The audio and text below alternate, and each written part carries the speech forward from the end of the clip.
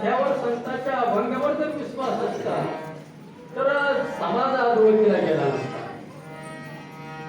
तुम्हाला संत कुणाला मान वाटलं माना न माना, पण जगद्गुरु तुकाराम महाराजाचा गाथा प्रमाण समजून तुकाराम महाराजाच्या एकेका अभंगावर विश्वास ठेवा. संताची हे पाये हा माझा